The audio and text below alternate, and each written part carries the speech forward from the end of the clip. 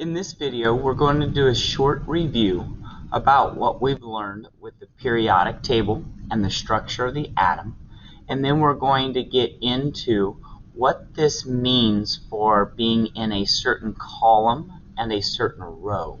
So first off, the periodic table of the elements. We talked about the term element just meant that the substance contains only one type of atom.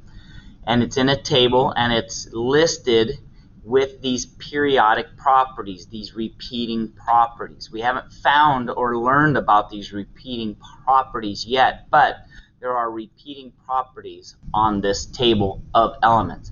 This is all the elements, all the different types of atoms that exist for the entire universe is on this page right here.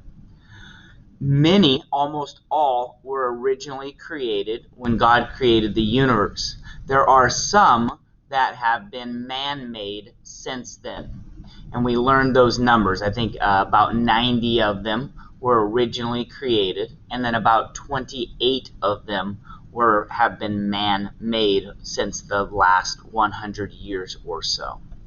There's a number listed on each element box. The top is the atomic number, the element symbol, and then the atomic mass. And then, of course, the name of the element on the bottom. Sometimes the name is connected with or sometimes the letter, the symbol, is connected with the name in English of the name of the element, and sometimes it's with the Latin or Greek. For instance, potassium is a capital K. If there's two letters, the first letter is a capital and the second letter is a lowercase. And we learned about this atomic number. That atomic number indicates to us the number of protons in the nucleus and the number of electrons arranged outside of the nucleus. We found out, so the atomic number, the number of protons that's inside the inner part of the atom, and the number of electrons that are on the outer part of the atom. We found out that the inner part of the atom was the most small part of the atom, very, very tiny inner part that we call the nucleus, and that most of the space is actually taken up by the electron cloud. We found out that the protons inside the nucleus are positively charged and the electrons arranged outside the nucleus are negatively charged. So the protons and electrons, for instance, calcium is number 20. So I put a 20p here for 20 protons and then 20 electrons. This picture indicates to us that it looks like this outer part of the atom is broken up into different areas of space, and we're going to learn about that today. Now, this one also says there's 20 neutrons in the nucleus, but that's not always the case. Sometimes calcium has 20 neutrons, sometimes 21 neutrons, sometimes 22. So it just depends. And so when we go through this, the number of neutrons, we had to use a different formula to find that, and we haven't practiced that yet. We haven't went through that process yet. So today what we're going to do is we're going to work through what the importance of columns on the periodic table is and what that means for us in terms of the structure of the atom. And we're going to look at what rows indicate to us. So first thing we're going to get down into our notebook is this slide, columns on the periodic table. Columns on the periodic table are also called groups or families. So when I'm referring to a column on the periodic table, this first column is 1A, the second column is 2A, and you will see this listed on your periodic table that I gave you for your whiteboard. And then we have 3A through 8A. Right now we're going to ignore this middle section and this bottom section, and we're only going to deal with these that are in color here. So columns are also called groups. So this is group 1A or family 1A or column 1A. And here's what the A column tells us. The A column gives us the total number of electrons in the last energy level. What we're going to find out is those areas of space in the electron cloud are divided into energy levels. They're broken up into energy levels. These energy levels are where the electrons are going to be located. So each atom, the outside of the atom, is broken up into different areas of space, and these areas of space are called energy levels. And the way we know the number of electrons in the last energy level is based off the A column that it's in. So for instance, if this atom right here is in 1A, column 1A, that means on the very outside of the atom there is 1 electron. If it was in column 2A, there would have been 2 electrons on the very last energy level. These areas of space here, spherical areas of space, the first one could be thought of as a ping pong ball, the second one like a tennis ball, the next one like a softball, and there's electrons floating around these different areas of space.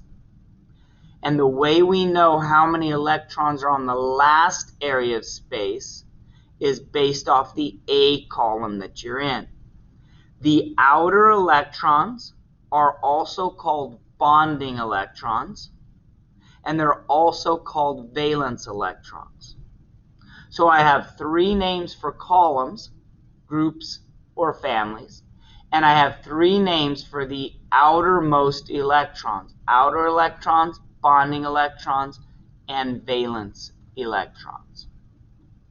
So if I go to the next slide and I looked at this atom right here, this atom right here is in column 6A.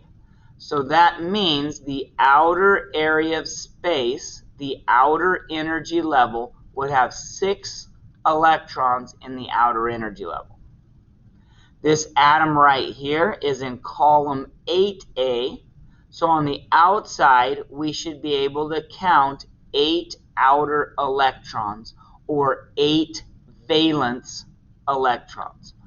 The A column gives us the information of how many outer electrons, or bonding electrons, or valence electrons there are for that specific atom. Here is column 1A right here. Column 1A, it does not matter which element you're dealing with. If you are in column 1A, there's going to be 1 outer electron on the outside. Right now, we don't know how to figure out the energy levels or the areas of space the outer part of the atom is broken up into. But we do know how to find the number of electrons in that outer area of space, and it's based off the column number. Here, column 7A. So when we pick an atom to draw, on the outside energy level, there should be 7 electrons. 1, 2, 3, 4, 5, 6, and 7. The next thing that we need to add into our notebook, along with those previous notes and examples, are rows on the periodic table. Rows are going side to side. Columns were going up and down. Rows are going side to side. You can see that there are 7 rows on the periodic table. Row 6 also matches with this color. Row 7 also matches with that color. So these 2 rows actually should be shoved up into. We take the periodic table, we split it apart, and we take these 2 rows and match them up with row 6 and row 7. Rows are also called periods. So these are periods, or these are rows. And look at this. The row number gives us the number of energy levels. So the outer part of the atom are broken up into these spherical shapes in which the electrons are flying around. And the way that we know the number of these spherical shapes, and we're calling these spherical shapes energy levels, energy level 1, energy level 2, energy level 3. The way we know the number of the energy levels is based off what row number the element is in. So for instance, this arrow is pointing at this row right here. This is row number 3, 1, 2, and 3. So look how many different energy levels. There's energy level 1, there's energy level 2, there's energy level 3. Here, this arrow is pointing at energy level or row 1, 2, 3, 4, 5. So when we look, we got row 1, row 2, row 3, row 4, row 5. The row number indicates to us the number of energy levels that the atom contains, the outer part of the atom contains. So if we looked at these questions here, what information does a row number of the element give us? The row number tells us how many energy levels the outer part of the atom, the electron cloud, is broken up into. If we looked up the element cesium, it says that it's in row number 6. So if we find cesium, it's right here in row number 6. How many energy levels does the element cesium has? It has 6 because it's in row number 6. The next question asks, what information does a column number give us? Remember, the column number tells us how many electrons are on the very outer energy level.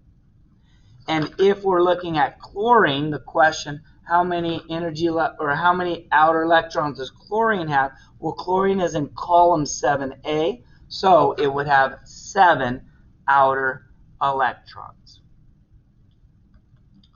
So this allows us an opportunity to look at what columns mean and what rows mean. Columns indicating to us the number of electrons on the outside of the atom. Rows indicating to us the number of energy levels in the electron cloud, the outer part of the atom. I hope this helps understanding the structure of an atom.